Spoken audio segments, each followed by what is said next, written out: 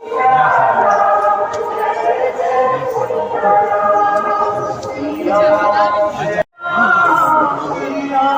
अरे अरे हम पे हवा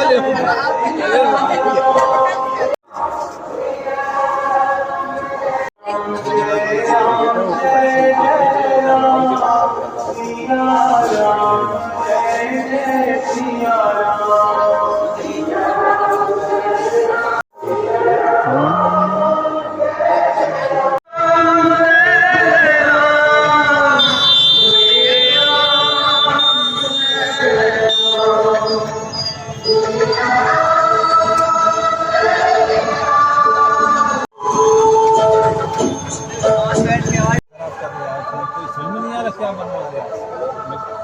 मैं कहता हूँ इसमें इतना डूब के भजन करूंगा मैं खड़ा होकर इतना इतना नर्मदा जल है ना बढ़िया ऐसे यहाँ तक डूब कर फिर भजन करूंगा। बैठ के हो तो इतना इतना पानी में बैठूंगा। स्विमिंग पूल है भाई। आप अपना नाम लिखाएं सभी, और ये भी हो सकता है कि आप जिस समिति में है वो सेवा में कार्य करते हैं, तो कोई भी व्यक्ति जो प्रदेश कार्यकारिणी का है, सम्माननीय है हमारे समाज से, वो आपको आवाज लगा के सेवा दे सकते हैं। भैया इधर आओ तो तकत देके आ जाओ। यदि आप जरा से यूज हो सकते हैं तो ये कहने का अधिकार आपको नहीं है कि मैं वहां सेवा में गया हूँ। उनका काम भी आपको पूरा करना। ना ना मेरे गुरु महाराज ने मुझे एक बात कही, बैठ के एक जगह बैठ के हमें भी अच्छा लगता कि हम भी एक जगह कहीं बैठ जाए और सब लोग आए, हमारी पूजा करें, सेवा करें और हम जय जय करवाएं। उससे आपका कल्याण नहीं। हमें कुर्सी पे बैठ के सेवा नहीं करें, हमें तो जमीन इसका तो जो काम दिख रहा है, जहां दिख रहा है, जिस परिस्थिति में दिख रहा है, उसको करते चले और आगे बढ़े। ठीक है, जिसके कार्ड नहीं बने वो कार्ड बनवाने, और सेवा आप ले तो पूरे दिन यहाँ रहे तो कार्ड बनवाए, तो गद्दा ले, तो कम्बल ले, और जाते समय कम्बल और गद्दा देके जाए। क्योंकि दिया कुछ नहीं, और लेके मत्थे में कर्जा लेके घर चले जाओ। बहुत सेवा राज्यों में अभी कम्बल और गद्दा लेते, जाते समय उन्हें यही वापस करके जाए। ये बात ध्यान में रखो सब लोग। 4 दिन की सेवा लेने के लिए कार्ड ना बनना, पूरे यहां तक सेवा करें।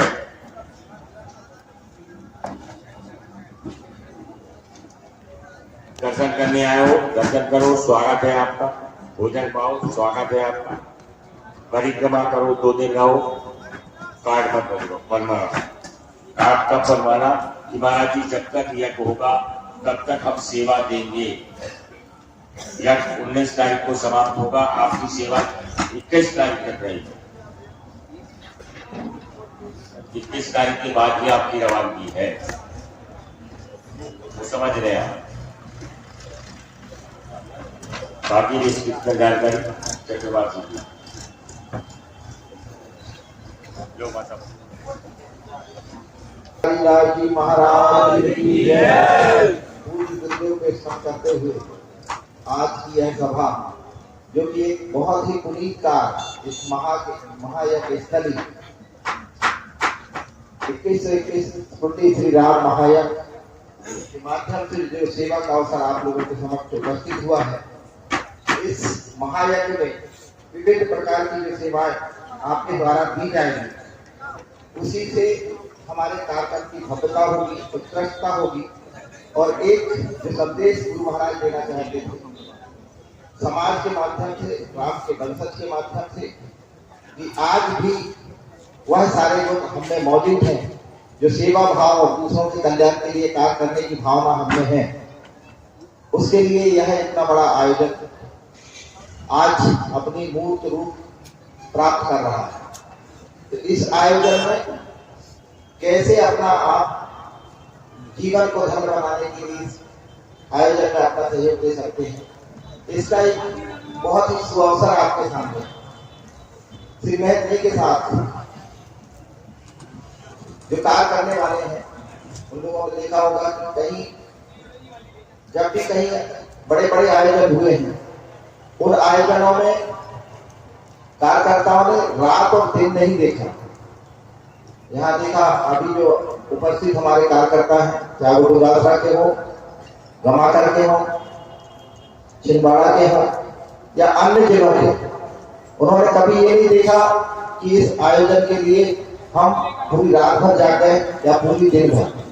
लगातार सेवा, अगर जो प्रभार जिसको मिला, तो ये सब संभव हुआ है उन उद्योग के माध्यम से जो हमारे कल्याण के लिए लगातार ऐसे धार्मिक आयोजनों को करवाते आए हैं। और एक विराट संकल्प उन्होंने लिया था इस अयोध्या भूमि में भगवान रामलला की प्राण प्रतिष्ठा समारोह के उपलक्ष्य में महायज्ञ करवाने का। तो वह अपने मूर्त रूप ले रहा है। हमारे सामने वह उनका जो स्वप्न था, संकल्प था, वह आज साकार रूप ले रहा है। यज्ञ सम्राट की उपाधि ऐसे ही हासिल नहीं हो जाती। श्री महंत जी ने कितना त्याग किया, कितना तप किया, कितना उन्होंने सफर किया और कितना लोगों से संपर्क किया बगैर अपना ध्यान रखे। लगातार लोगों से संपर्क कर, लोगों को प्रेरित कर, धर्म के प्रति, अनुष्ठानों के प्रति, भगवान के प्रति आस्था जगाने में उन्होंने कोई कसर नहीं रखी। उसका परिणाम दिख रहे हैं कि आज इतनी बड़ी संख्या में यजमान जो है इस महायज्ञ में सम्मिलित हो रहे हैं और अपना सब कुछ अर्पण करने के कुछ लोग तो ऐसे भी हैं जो सब कुछ उन्होंने विचार कर दिया गुरु महाराज का संकल्प ही है हमारे। इस भावना से इस महायज्ञ में सेवा देने के लिए पहुंचे। और श्री महंत जी का देखिए उनका त्याग और तपस्या याद कीजिए। हर व्यक्ति से उनका जुड़ाव था, हर व्यक्ति से लगाव था, हर व्यक्ति से ऐसा स्नेह था उनका और संपत्ति ऐसे गुण थे कि कोई भी व्यक्ति जो भी उनसे मिला है एक बार में मोहित होकर ही रहा। तो ऐसे हमारी पूरी बुद्धियों का यह संकल्प जो है पूरा करने का हमें अवसर प्राप्त हुआ है। तो उसमें जितना हो सके हम अपना सर्वस्व निछावर करने का प्रयास करें। दुनिया समय होगा हमारे पास बहुत कुछ कर दिखाने का, कमाने का, अपने लिए जीने का, लेकिन अपने समाज के लिए, अपने धर्म के लिए एक गुरु जी ने जो प्रेरणा रूप में इस रामलला की भूमि में अवसर उपलब्ध कराया है इस महायज्ञ को करने का, तो इसको जितना अच्छा से अच्छा हम फलीभूत करें। उनके जो त्याग और तपस्या, उनकी त्याग और तपस्या का ही फल है कि आज हम, जो कि कभी बहुत कम लोग होंगे जो इस अयोध्या धाम में इतना समय गुजारने की इच्छा रखते रहे, लेकिन एक अवसर हमको मिल गया है कि रामलला की जन्मोत्सव प्राण प्रतिष्ठा उत्सव के उपलक्ष्य में हम यहाँ उपस्थित हुए हैं। और इस प्राण प्रतिष्ठा के उपलक्ष्य में आयोजित कार्यक्रम में हमें सेवा देने का अवसर प्राप्त हो रहा है। इसके लिए जहाँ भी काम करते हैं वो निश्चित रूप से सबके लिए कल्याणकारी होता है। तो इसकी जो विविध व्यवस्था है, तो अपना संपूर्ण जितना इस महायज्ञ बोलिए श्री रामचंद्र की। पहले मुझे एक बात बताइए भैया आप लोग कि यहाँ जितने लोग आए हैं वो सही में कार सेवक आए हैं कि और भी तरीके से लोग आए हैं? मतलब क्या होता है, अपने भीड़ दिख रही है हमको थोड़ी 100 लोग दिख रहे हैं, तो इसमें क्या जो सेवा के भाव से आए हैं क्या रामलला की मूर्ति को घूमने के लिए आए हैं? हनुमानगढ़ जाएंगे, उन्हें रामलला को देखेंगे जाकर के, सेवा वहां से आए ना। हाँ। जो सेवा के लिए दायित्व आपको दिया जाएगा उसको पूरी तरह निर्वाह करोगे आप लोग। कहीं ऐसा तो नहीं कि हमने भेज दिया तुम जरा वहां जाना 1 साल में लकड़ी लेने के बाद कहां से करोगे, ये वाली बात तो नहीं है। अगर ये बात आएगी तो उसी दिन आपका कार्ड आपसे छीन लिया जाएगा। अब मैं आपको कुछ नीतियां हैं जो बताना चाहता हूँ, जो बहुत महत्वपूर्ण चीजें हैं। और ये आपकी 9 दिन की सेवा, और हम जो सेवा कर रहे हैं भगवान राम की जन्मस्थली पर कर रहे हैं, बड़ा सौभाग्य है। अभी महाराज जी ने आपको पूरी बातें बता दी हैं। लकड़ी और कंडे हमको पहुंचाना है, उसके लिए कौन लोग तैयार हो रहे हैं? हमको कम से कम 20 लोगों की जरूरत है।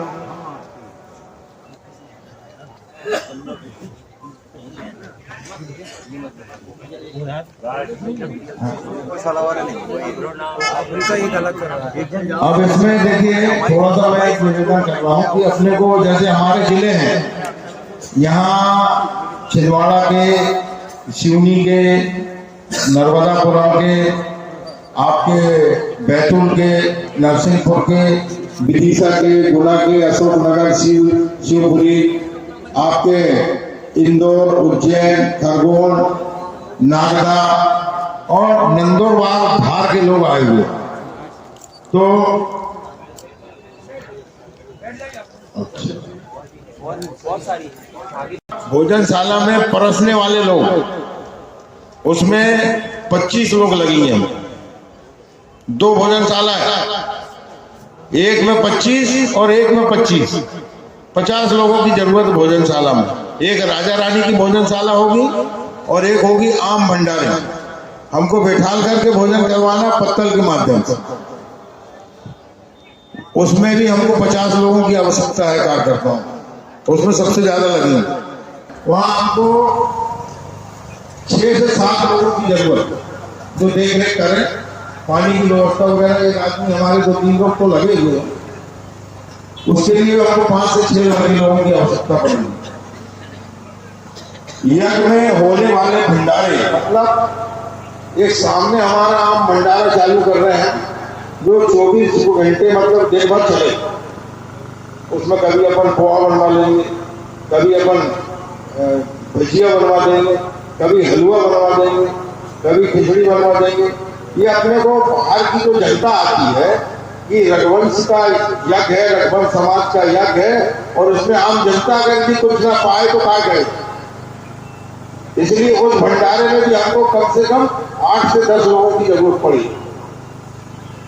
एक चाय का स्टॉल जो है, एक कंपनी हमारे यहाँ लगा रही है मुफ्त में चाय, जो कि सुबह 7 बजे से शाम के 10 बजे तक कंटिन्यू चले। उसमें भी हमको 50 लोग लगेंगे 2-3 बार। वो जीवन माता उसके बारे में बताएंगे क्योंकि उनसे कनेक्शन उनका। संत महात्माओं का जो आदर सत्कार होगा, और उसमें जैसे हमारे कोई संत आए तो उसको फूल की माला लाना, जो मैन आदमी को जा नहीं पाता तो 2 या 3 लोग उसके लिए लगेंगे अपने।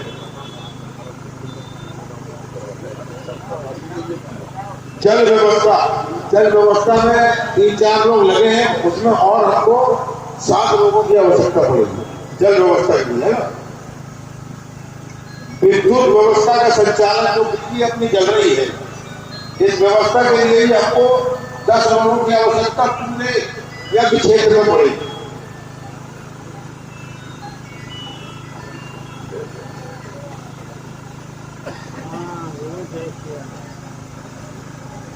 यह हवन सामग्री अपने यहाँ से ले जाकर अपने को वहां डालना है, तो वो तो लकड़ी के साथ में चली जाएगी, यज्ञशाला वाले जो है वहां चली जाएगी।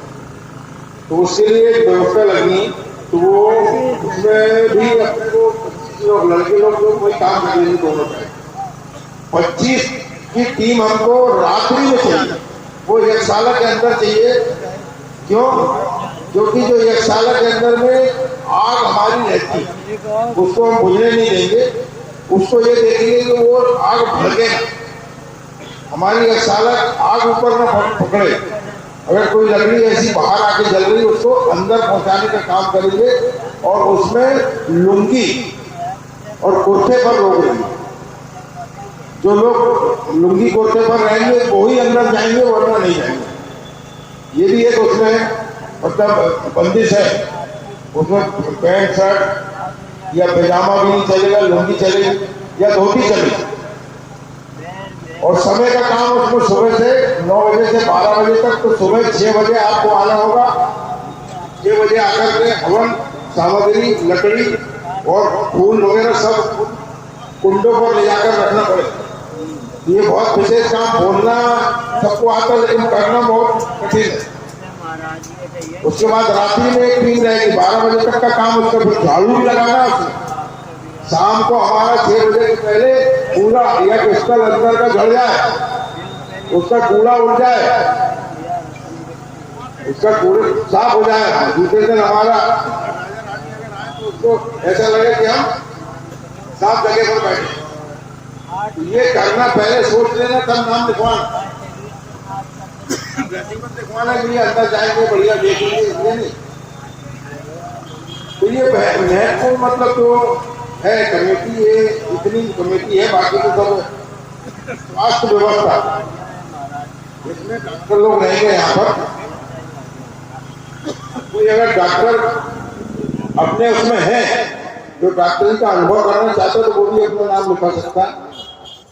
उसके लिए अपन ने यहाँ सामने एक पंडाल बना जिसमें आप जाएं, उसमें जो टीम रहेगी अपनी टीम में लोग रह रहे हैं, पूरे क्षेत्र के अंदर घूम रहे, किसी की तबीयत खराब तो नहीं हो रही, ये ध्यान रखें। उसमें 10 लड़के लोग रहेंगे, तो ये विशेष ध्यान आपको रखना। अगर ये आपने नहीं रखा तो यहाँ आने का आपका मतलब सार्थक नहीं होगा। बाकी जो कमेटियां बनी हुई उसमें कम लोग लगे। अभी क्या होता है, 15 से 20 लड़के हमको ऐसे चाहिए, हमारा रात को ट्रक आ गया, वो ट्रक को खाली करना, लोग मिले नहीं, कार्यक्रम चल रहा था। हमने कितनी बार माइक से बुलवाया कि भैया ये यहाँ से जो पूजन की सामग्री इसको उठा के ले जाना, कोई आने को तैयार नहीं। कई बार मन को वहां चिल्लाया, खाने से कुछ नहीं होता, काम करने से होता है। जब तक आप काम नहीं करोगे आपका महत्व जो है समझ में नहीं आया। तो अभी माँ साहब हैं, डॉक्टर साहब हैं, ये बैठ करके सब आपको समिति बनाएंगे और समझाएंगे। आपको अगर कि हमने एक समिति का काम दे दिया तो आप एक समिति से दूसरी जगह ले जाए। आपको भोजन समिति में अगर डाल दिया तो उससे आप नहीं हटी, वो बहानाबाजी नहीं चलेगी। महिलाओं का काम है तो हमको परोसने में सहयोग देना, अंदर जो भोजन खा रहा है उसमें हम परोस सकते हैं, खाना परोस सकते हैं। हम चाहेंगे अगर महिलाएं ज्यादा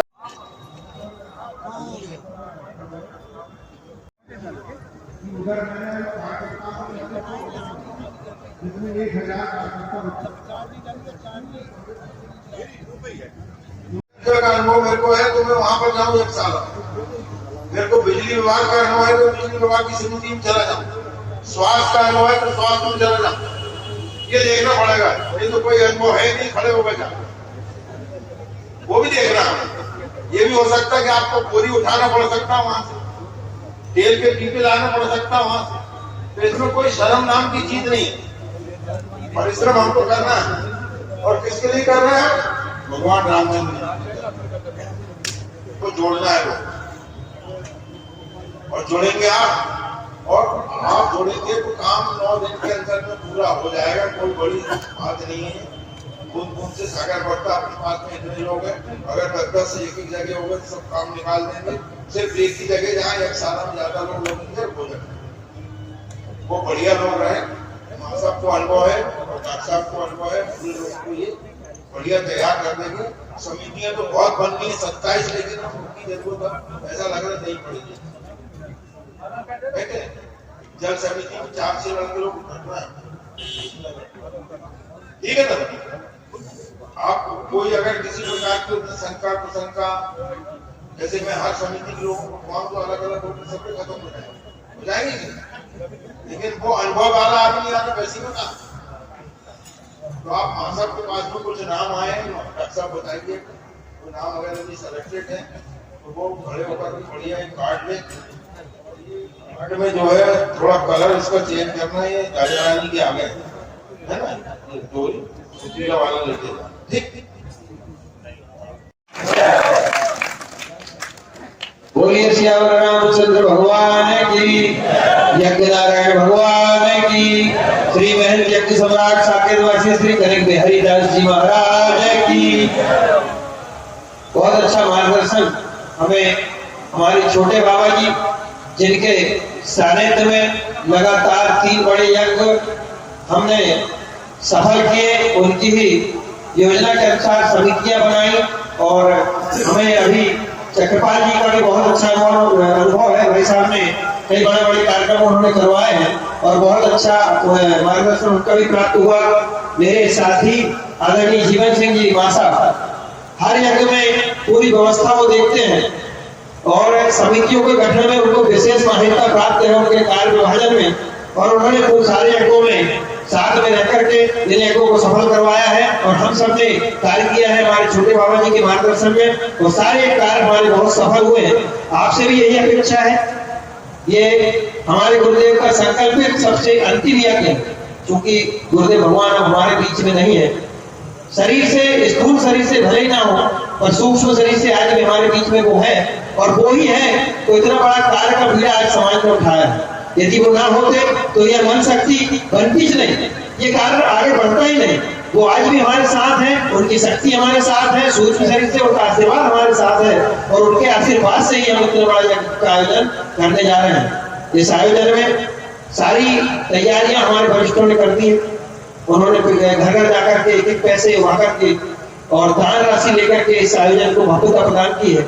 हमारे वरिष्ठ लोगों ने पूरे सारे जिलों में जहां जहां हमारी समाज निवास करती है, हर जगह जाकर के इस आयोजन को भव्यता प्रदान करने के लिए प्रचार किया, ध्यान एकत्रित किया और रचना उन्होंने कर दी। अब इस आयोजन को सफल बनाने का श्रेय, इस आयोजन को सफल बनाने का भार हमारे कदमों पर। हम युवा साथी यदि इसमें अपना दम लगा दें तो निश्चित तौर पर यह अभी भी विश्व का सबसे बड़ा यज्ञ है, और यह सबसे सफल यज्ञ भी हम बना सकते हैं, और आपसे यही अपेक्षा हम करते हैं। सारा आयोजन आप देख रहे हैं, इतना बड़ा कथा पंडाल बनकर के तैयार है, इतनी सुंदर यज्ञशाला। इसके पहले भी कहने को नहीं चाहिए, पर इसके पहले यज्ञ हमने देखा है, क्योंकि 4 महीने से छोटे बाबा जी यहाँ है, 1.5 महीने से मैं यहाँ पर उपस्थित हूँ। हमने ये काम जब हो रहा था तब देखा। अभी 22 जनवरी को एक यज्ञ यहाँ पर समापन हुआ, हमने उसकी भी यज्ञशाला देखी थी, क्योंकि वो बड़ा VIP यज्ञ था। और हमारी यज्ञशाला इतनी भव्य यज्ञशाला आप देख ही रहे हैं। ऐसा आयोजन, ऐसा अनूठा आयोजन, और सबसे बड़ी बात उसमें हम भगवान राम के वंशज, हमारी रगोड़ी भगवान राम का गुण, हम यहाँ के निवासी हैं, हमारे पूर्वज यहाँ के निवासी थे। इसी जगह को छोड़कर के हम भारत के विभिन्न प्रांतों में बढ़ गए हैं, और आज यह आयोजन जब हमारे गुरुदेव ने संकल्प लिया है कि जब रामलला जी इस अपने भव्य मंदिर में, अपने भव्य घर में विराजमान होंगे, दूसरों के लिए मंदिर हो सकता है, हमारे लिए हमारा घर चूंकि हम रघुवंशी हैं, हम राम के वंशज हैं, और हमारे प्रभु को आज घर प्राप्त हुआ है उनका, और उसी के उपलक्ष्य में महाराज जी ने उनकी बड़ी प्रसन्नता थी कि जब भगवान राम विराजमान हो जाएंगे। 9 दिन की मेहनत हमारी लगनी, और हम इसको सफल करके दे सकते हैं। और यदि हम इसमें थोड़े से भी मायूस हो गए, थोड़े से भी हम पीछे रहे, तो निश्चित तौर पर इतनी बड़ी तैयारी भी सफल नहीं होगी। ऐसा हालांकि होगा नहीं, महाराज जी ने जो संकल्प लिया है आज तक पूरा सफल हुआ है, तो वही हमें प्रेरित करेंगे। तो आपसे यही निवेदन है, जिसकी जहां पर कोई भी सर्विस हमें, कोई भी सेवा हमें मिल जाए। महाराज जी बैठे हैं, बहुत अच्छी कथा कहते हैं, उनके सामने मेरा बोलना तो ऐसा है कि सूर्य को दीपक दिखाना। महाराज जी कथा में भी कहते हैं, महाराज युधिष्ठिर के यज्ञ में भगवान कृष्ण ने पत्थर उठाने का कार्य लिया था। सबसे जिस कार्य को निम्न समझा जाता है, झूठी पत्थर उठाने का काम युधिष्ठिर जी के यज्ञ में भगवान कृष्ण ने दिया था। तो यज्ञ की सेवा ऐसी होती है, यज्ञ स्वयं नारायण, यज्ञ भगवान स्वयं है। तो उसमें जो भी कार्य हमें मिल जाए, चाहे वो कोई भी, जैसा भाई साहब कह रहे थे चक्रपाल जी कि हमें रात में सुरक्षा भी देंगे, क्यों ना हम सुरक्षा का काम कि हमें मिलता है और हमें है, तो हमें उसमें ऐसा नहीं कि बहुत मेहनत करेंगे। हमने प्राइवेट सुरक्षा के सिक्योरिटी गार्ड लिए हैं। 8 सिक्योरिटी गार्ड हमारे दिन में रहते हैं, 16 सिक्योरिटी गार्ड हमारे रात में रहते हैं, पर वो काम कर रहे हैं कि नहीं, तो कहीं किसी कमरे में जाकर सोए तो नहीं, यही तो निरीक्षण करना है। 4-5 लोग हो जाए, 5-7 लोग, दिन में वो सोए एक समय रात में कभी भी उठ के क्रम से जाते रहे, भैया 12 बजे तक मैं देखूंगा उनको भी काम कर रहे हैं कि नहीं, 12 बजे के बाद हम 2 लोग जग रहे हैं, हम देखेंगे। तो यही हमको सेवा करनी। और यदि हमने वचन दिया है सिक्योरिटी का, किसी भी रीजन में हमने वचन दिया है कि हाँ हम ये सेवा ले रहे हैं, तो हम राम जन्मभूमि में बैठे हैं, अयोध्या की भूमि में बैठे हैं, महाराज यज्ञ सम्राट श्री कनक बिहारी लाल जी के यज्ञ का हम संकल्प ले रहे हैं कि हम इसमें सेवा देंगे, तो हमें उसका 100% देना पड़ेगा। राम जन्मभूमि में संकल्प लेने के बाद पीछे हटेगा, आप सोच सकते हैं। ये निश्चित तौर पर हमें जो सर्विस मिले, जो सेवा हमें मिले, उसे हमें 100% करके देना है। भोजन भंडार की व्यवस्था हो, सबसे ज्यादा आवश्यकता हमें भोजन भंडारे में मिलेगी। भोजन भंडारे में सबसे ज्यादा आवश्यकता इसलिए पड़ेगी, 2 हमारे भंडारे हैं, एक यजमान राजा रानियों का भंडारा है, लगभग 4000 की संख्या से ज्यादा हमारे यजमान राजा रानी भोजन उसमें करेंगे। उनको हमको बिठा करके भोजन कराना है, ससमान भोजन कराना है, उसमें अलग हमें व्यवस्था लगेगी सेवाधारियों की। उसी के सामने हमारा आम श्रद्धालुओं के लिए भोजन का भंडारा है, उसमें भी हमें भोजन करवाना है। वो बहुत विशाल भंडारा है, क्योंकि उसमें हमें संख्या निश्चित नहीं पता। ऐसा तो नहीं बहुत एक साल में बहुत ज्यादा थक जाएंगे, जो अक्षम है, जो थक गए हैं, तो थोड़ा आराम कर लें। और हम परसने की उसमें व्यवस्था में भी सहयोग दे सकते हैं। उसके लिए आपको अलाउ यज्ञशाला की सेवा के बाद पता चला कि वहां सुहा हो रहा है, यज्ञशाला में लकड़ी नहीं है और हम परस रहे, ये भी नहीं बर्दाश्त किया जाए। जब हमारा काम चालू है उस समय आप दूसरी की व्यवस्था में हस्तक्षेप ना करें, पर जब हमारी सेवा समाप्त हो जाएगी उसके बाद कोई परोसने की व्यवस्था में, भंडारे की व्यवस्था में है, और वो भंडारे की व्यवस्था के बाद रात में जैसा सुरक्षा की जांच हमको करनी है और उसकी इच्छा है कि मैं घूम सकता हूँ, मैं सक्षम हूँ, मैं ऐसी सेवा और दे सकता हूँ। देखिए, हमारी सेवा करने के बाद हम निवृत्त हो गए ये जरूरी नहीं, हम इसमें कितना कर सकते हैं, हमारा योगदान कितना है, हम जितना ज्यादा करेंगे ये पुण्य का काम है। और ऐसा सौभाग्य जब पूरा देश इस समय अयोध्या की ओर देख रहा है, इसका प्रचार प्रसार इतना हुआ है, 500 वर्षों के बाद भगवान यहाँ पर बैठे हैं। हम सभी ने देखा है दूरदर्शन के माध्यम से, टीवी चैनलों के माध्यम से कि पूरे भारत में इसका आमंत्रण गया, पीले चावल अक्षत के माध्यम से आमंत्रण गया, और भारत का प्रत्येक व्यक्ति रामलला जी के दर्शन करने को आना चाहता है। और ऐसे समय में हमारे महाराज जी की परिकल्पना थी कि जब भगवान रामलला की प्राण प्रतिष्ठा हो जाएगी तो मैं यहाँ पर इतना बड़ा यज्ञ आयोजित करूंगा, तो हमारे लिए एक पंथ दो काज वाली बात, रामलला के दर्शन किसी न किसी दिन होंगे। हो सकता है हमें 18 तक न मिले, 19 को हम दर्शन करके जाएंगे। हो सकता है इसमें से बहुत सारे लोगों ने मेरे को लग रहा है दर्शन कर लिए। अभी भाई साहब हमारे संतोष जी जबलपुर वाले बता रहे थे जी, बहुत अच्छी सेवा देते हैं, महाराज जी के साथ निरंतर इस यज्ञ के लिए घूमे हैं। इन्होंने बताया कि हमारी टीम अभी रामलला जी के दर्शन के लिए गई है, तो मैं जितने लोगों का नाम है, जो भी आप सौंपे, जो भी व्यवस्था, जो भी सेवा दें, वो हम सब लोग, चाहे आप जो निर्धारित कर ले हम करेंगे। तो मेरे को लग रहा है काफी लोगों ने रामलला जी के दर्शन कर लिए, तो लोग सिर्फ भारत के लोग सिर्फ रामलला जी के दर्शन करने आने वाले, और लोगों को होटलों में कमरे नहीं मिल रहे, भोजन की व्यवस्था नहीं हो पा रही। ऐसे समय में महाराज जी की परिकल्पना थी कि हमें यहाँ पर 10 दिन रुकने का, यहाँ पर हमारे भोजन की व्यवस्था, हमारे लिए यहाँ पर रुकने की व्यवस्था महाराज जी ने करके गई है। हमें सिर्फ उसमें थोड़ा सा श्रम लगाना, इससे अच्छी सुंदर व्यवस्था कोई हो सकती है? लोग ढूंढ रहे हैं, बाहर के लोग आ रहे थे, महाराज जी यहाँ पर हैं। जब रामभद्र ठाकुर का यज्ञ सामने चल रहा था, लोगों ने विनती करी, ये टेंट आपके जो बने हैं, आप इसमें हमें रहने की जगह दीजिए। हमने पूरा टेंट ढूंढ लिया है, हमें कमरे कहीं नहीं मिल रहे। महाराज जी, मैं सच कह रहा हूँ, आपसे कई लोगों ने आके बोला कि हमें रहने के लिए टेंट के कमरे आपके तैयार होगा, उसमें जगह दे दीजिए। पर सुरक्षा का मुद्दा था, लोग रोज पुलिस वाले आकर देखते थे, चेकिंग करते थे, कई बार हमारे आधार कार्ड जमा करवाए। रामलला की प्राण प्रतिष्ठा का उस समय चल रहा था, इसलिए उन्होंने रोका था कि आप जितने लोग यहाँ पर हैं उसके अलावा यहाँ पर कोई रुकेगा नहीं, और वो रुकेगा तो आपको हमें सूचित करना पड़ेगा। उस दृष्टि से कुछ लोगों को फिर भी हमने, जिनके पास आधार कार्ड थे, थोड़े लोगों को यहाँ रुकने दिया। तो ऐसी स्थिति है अयोध्या की इस समय कि रुकने के लिए जगह नहीं, और हमारे लिए एक पंथ दो काज है, यज्ञ में सेवा, रामलला जी का दर्शन और इस महामहोत्सव में सम्मिलित होने का अवसर। क्योंकि मैं आगे बात निकलती जाएंगी, हम अपने मुद्दे पर आए। हमें जो प्राप्त हुई है सेवा, उसमें जो नाम हमें मिले हैं,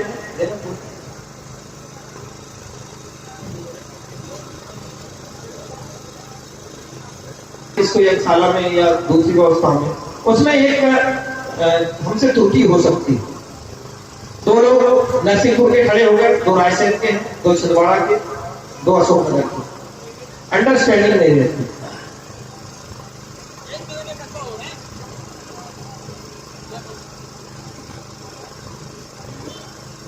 बेटा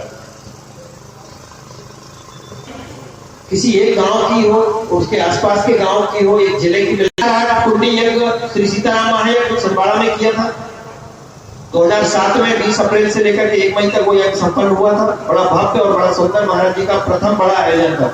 महाराज जी ने सैकड़ों यज्ञ करे, 108 कुंडी भी नहीं मैं गिन रहा हूँ उसमें, 1008 कुंडी यज्ञ महाराज जी का 2007 में छिंदवाड़ा में। 2017 में महाराज जी ने विदिशा जिले की गमाकर में जो यज्ञ किया था, 1111 कुंडी यज्ञ, उसमें भी वो भी बड़ा सफल आयोजन। और महाराज जी ने 2019 में ढोबासरा में अशोकनगर जिले में यज्ञ किया था। उसमें समिति की मैं ये यज्ञ इसलिए बता रहा हूँ कि उन्होंने समिति की व्यवस्था ऐसी ही थी, एक गांव के जितने भी समिति के सदस्य हैं वो एक जगह सेवा में लगे थे। यदि उसमें फिर कम पड़ते हैं तो दूसरे पास के गांव के या दूसरी गांव के समिति के सदस्य हमने उसमें जोड़ा था। एक जगह पे रहते हैं तो थोड़ी उनकी एक तालमेल एक अच्छा रहता है। तो इसीलिए मैंने उनको भाई साहब को बीच में बोला था कि अपन खड़े कराएंगे तो दो सब जगह पे हो जाएंगे और उसमें हम व्यवस्था तालमेल बैठाने में थोड़ा असमर्थता आएगी। तो सुबह यही चर्चा हुई थी, हमारी बड़ी समिति ने चर्चा की थी। तो यज्ञशाला के लिए हमें नाम प्राप्त हुए हैं। ये छिंदवाड़ा जिले की समिति है, नोनीवर्रा गांव की।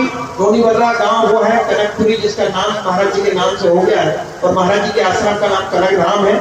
उसी गांव का नाम नोनीवर्रा है, नोनी कला है, महाराज जी का भव्य आश्रम है। ये बाहर के जो लोग हैं उनको बता रहा हूँ। और वहाँ की ये समिति उसी गांव से मैं भी बिलोंग करता हूँ, उसी महाराज जी के आश्रम में निवास करता हूँ, आश्रम वाले गाँव में। और वहाँ की हमारी समिति आई हुई है और प्रत्येक यज्ञों में सेवा उन्होंने की है। बहुत सारे लोग यहाँ हैं जिन्होंने सभी यज्ञों में सेवा दी है। तो उसमें यज्ञशाला में हमें ये जो नाम प्राप्त हुए 16 नाम इसमें है। हमें 4, 5, 7 नामों की और आवश्यकता है। 20-25 लोगों की टीम यज्ञशाला में काम कर सकती है। यज्ञशाला में भाई साहब चट्टोपाध्याय जी ने बताया, लकड़ी पहुंचाना है, यज्ञशाला में साकल पहुंचानी है, पूजन की सामग्री हमें एक साथ हम यजमानों को दे रहे हैं। हमारे छोटे बाबा जी ने और हमारी आयोजन समिति ने उसके लिए बड़ी सुंदर व्यवस्था किट के माध्यम से की है। 10 दिन की पूरी एक पूजन की किट, जिसमें हल्दी, चंदन, कुमकुम जो भी पूजन की सामग्री रहती है वो पूरा पैकेट बनवा करके और यजमानों को दे रहे हैं। तो वो एक बार लगेगी हमको पहले दिन देने की, उसके बाद वो सेवा हमारी समाप्त हो जाएगी। ये लकड़ी रोज पहुंचाना है, साकल रोज पहुंचाना है। यज्ञशाला में पानी यदि किसी को आवश्यकता पड़ती है बीच में यजमानों को तो पानी पिलवाना है।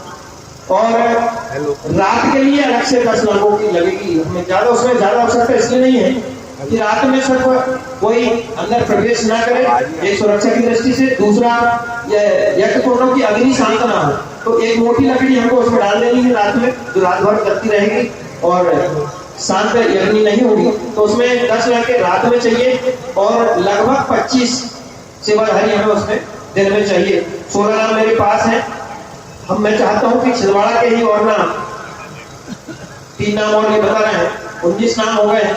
क्योंकि फिर मेरे को बताया कारण कि एक दूसरे से अंडरस्टैंडिंग रहती है। उसके बाद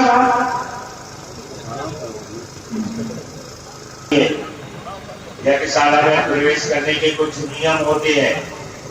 बैंक में कोई यज्ञशाला में प्रवेश नहीं करेगा, बिना कार्ड का व्यक्ति प्रवेश नहीं करेगा, दूसरी समाज का व्यक्ति यज्ञशाला में प्रवेश नहीं करेगा। यदि ये गलती समिति ने की तो उसका पनिशमेंट समिति को भुगतना पड़ेगा। समझ रहे आप? एक जो समिति की सेवा करते हैं, ये जो नौनी के लड़के ही अनुभवी है। रात में आपको बेटी में आप चेतन है या नहीं, उसकी सुरक्षा देखना पड़ता है। रात को 5 बार उठना पड़ता है, उसकी सफाई करना पड़ता है। साकर की व्यवस्था एक दिन पूर्व पहुंचा दे। एक मिनट, कौन साकर जो है कल हवन होना है, आज रात में साकर पहुंच जाना चाहिए, या फिर सवेरे आपको भोर में 4 बजे उठ के वहां साकर पहुंचाना है। 1251 बेटी के 1300 कुछ यजमान हमारे बैठा है, उस यजमान की पास साकर पहुंच जाना चाहिए। किट हमने ऐसी बनाई है, एक डिब्बे में जो किट है उसमें सारी सामग्री 8 दिन का पूजा आप उसी किट में कर सकते हैं। समझाने का सामर्थ्य आपको होना चाहिए। लकड़ी की व्यवस्था आपको रात में पहुंच जाना चाहिए, सुबह कंडा और साकर पहुंचे। वो व्यक्ति इसका नाम लिखा है जिसको काम करने में कायरी है, वो काट मिले। इनको अपने पता लगा रहा। ठीक, चलिए, बहुत अच्छा निर्देशन महाराज जी का, क्योंकि उन्होंने संपन्न करवाए हैं बड़े बड़े यज्ञ महाराज जी के साथ में रहकर के। अगली व्यवस्था जो सबसे बड़ी है, मैं यज्ञशाला से भी बड़ी व्यवस्था उसको समझता हूँ, मैंने पहले ही बोला भोजन की व्यवस्था, उसे यदि हमने संभाल लिया तो हमारा यज्ञ सफल हो गया। अब सभी चीज भोजन की व्यवस्था सबसे बड़ी व्यवस्था है, उसे ही सबसे ज्यादा संभालनी है, उसमें ही सबसे ज्यादा मेहनत भी हमको लगती है। मेहनत का भी काम है और लंबे समय तक चलने वाला काम है, ज्यादा लोगों की आवश्यकता है। तो इसमें भोजन की व्यवस्था में राजा रानी के जो भोजन भंडारा चलेगा उसमें 17 नाम हमारे पास अभी हैं, और जो आम श्रद्धालुओं के लिए सार्वजनिक हमारा भंडारा है उसमें 30 लोगों का नाम है। और ना तो 17 लोगों में यजमानों की भोजन व्यवस्था संभल पाएगी, ना 30 लोगों में सार्वजनिक भंडारा। उसमें आप नाम जरूर लिखवाएं। उसमें ऐसा भी हो सकता है बहुत सारे जगह के लोग कर सकते हैं।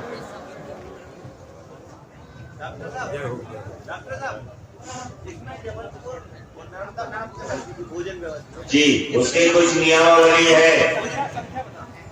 राजा रानी के भोजन करवाने की जो समिति बनेगी उसमें हर गेट में 4 लड़के खड़े रहेंगे और हाथ जोड़ के निवेदन करें, जिसके गले में कार्ड नहीं है उससे प्रेम से बोले, हाथ जोड़े, लगे तो पैर बढ़े कि साहब आपकी व्यवस्था यहाँ नहीं है, आप सामान भंडारे में भोजन करें।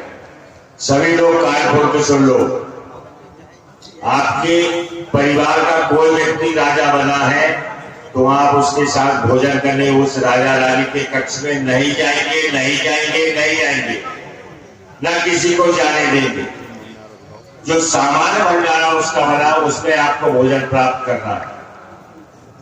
अब साहब हम भोजन राजा रानी बन गए, हमारी व्यवस्था बैठ में है और वहां जो भी महिला है, हमारी बेटी है, बुआ है, चाची है, नाती है, उन्हें जिसकी लिखना है वो व्यवस्था नहीं है, नहीं है, नहीं है। ध्यान रखें आप।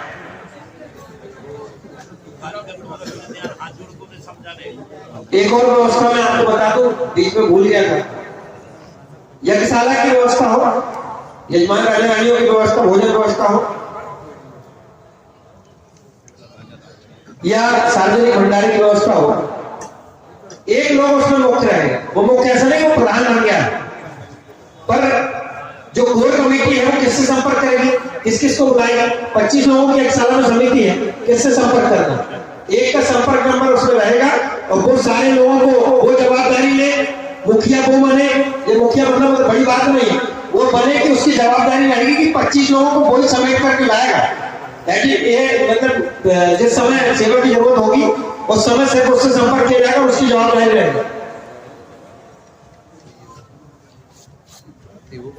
तो उस हर कमेटी में हमारा एक या दो भी रख सकते हैं, दो भी महाराज जी कह रहे हैं। हमारे लाल बाबा जी पिपरिया से नर्मदापुरम जिले से पधारे हैं, बहुत बड़ा आश्रम मंदिर है और यज्ञ के लिए बहुत इन्होंने भी प्रयत्न किया है, बहुत घूमे हैं महाराज जी के साथ, बड़े महाराज जी थे तब से।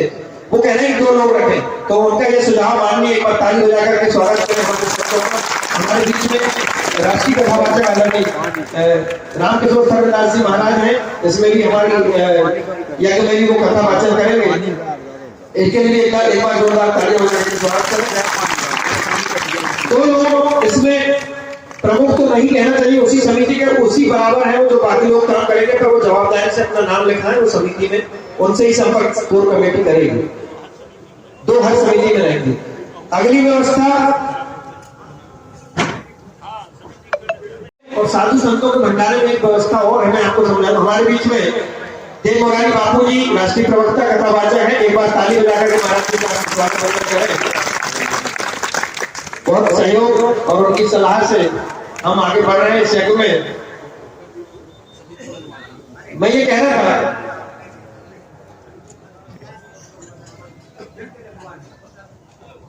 क्या कह रहा था, भूल गया क्या कह रहा था। ऐसे यहाँ जब परसते हैं भोजन तो पत्थर से रोटी दाल को छिले, ये विशेष ध्यान रखें। साधु संतों के भंडारे में ये यज्ञ का भंडार भी साधु संतों का भंडार आप मान के चलो।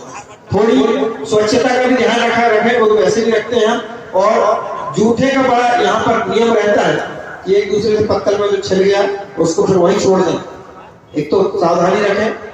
और यज्ञशाला के नियम महाराज जी ने बताए दिए, जिनके पास धोती या अचरा है लगाने का वही पहन करके यज्ञशाला में प्रवेश होगा, बेल्ट पहन करके पैंट पहन करके यज्ञशाला में प्रवेश नहीं होगा।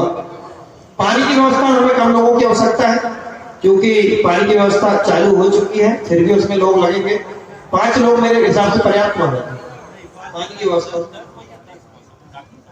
10 लोग और हो जाए। संदीप जी भोपाल वाले छिंदवाड़ा के हैं, भोपाल में निवास करते हैं संदीप रघुवंशी जी, वो इस पानी की व्यवस्था के प्रभारी हैं, पर उपस्थित कम रहते हैं। बड़े लोग सुन रहे होंगे, पानी की व्यवस्था में उपस्थित कम है। हरवन रघुवंशी छिंदवाड़ा डोगरी टोला के निवासी है, सारा काम वो 1 महीने से यहाँ पे हैं और बोर में मोटर डालना लेके बोर हुआ था तब से लेके पानी की सेवा दे रहे हैं, वो पानी की सेवा में अभी है।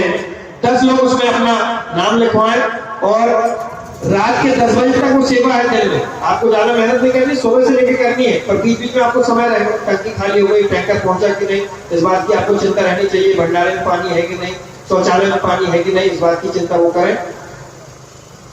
अगली व्यवस्था यज्ञशाला की हो गई, भोजन व्यवस्था की हो गई, भोजन व्यवस्था सार्वजनिक की हो गई। कथा पंडाल में भी हमें विशेष ध्यान रखना है।